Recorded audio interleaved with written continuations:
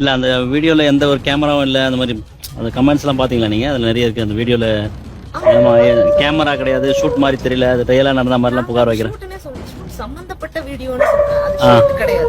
ஷூட்டுக்காக ஒரு test video எடுக்கிறதுக்காக நாங்கள் ட்ரை பண்ணோம். ஸோ அப்போ நான் வந்து மதுரையில் இருந்ததுனால என்ன அவரே ஷூட் பண்ணி அனுப்ப சொன்னேன்.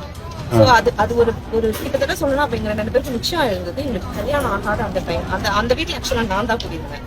அது விக்ரமனோட வீடு கிடையாது, அது என்னோட வீடு. நான் ஊருக்கு போயிருந்ததுனால அவர் ரிலாக்ஸ் பண்றதுக்காக அங்கே ஒரு 4 நாள் எங்கள் சமூகத்தில் வந்து ஒரு ஆண் வந்து அந்த மாதிரி வந்த உடனே இமீடியட்டா ஒன்று அவங்க டிரான்ஸ்ஜெண்டர் நினைச்சுப்பாங்க.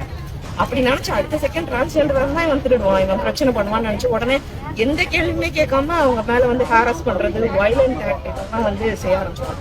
அந்த மாதிரி ஆக்சுவலா செஞ்சாங்க. உண்மையை சொல்லணும்னா ஒரு விஷயத்த சரியா விசாரிக்காம இமீடியட்டா ஒருத்தரை வந்து பிடிச்சி ஹாரஸ் பண்ணி தாக்கிட்டாங்க. ஆக்சுவலா அவங்க பண்ணதுதான் சமூக குற்றம். நம்ம கேள்வி கேட்கணும்னா அந்த டைம்ல நான் வந்து இந்த படத்துல இந்த மாதிரி, ஏன்னா நான் ஒரு ஃபிலிம் மேக்கர், நான் ஒரு டிரெக்டர்.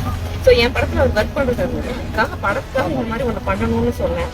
அப்போ வந்து அவர் வந்து தயங்குவாரா அப்படிங்கிறது. அது இப்போ நீங்க ஷூட் பண்ணி எனக்கு அனுப்புங்க, நீங்க இப்போ ஸ்க்ரீன்ல அப்படி நடிப்பீங்கன்னா இப்போ நீங்க பண்ண முடியுமா பண்ணி காட்டுங்கன்னு சொன்னேன்.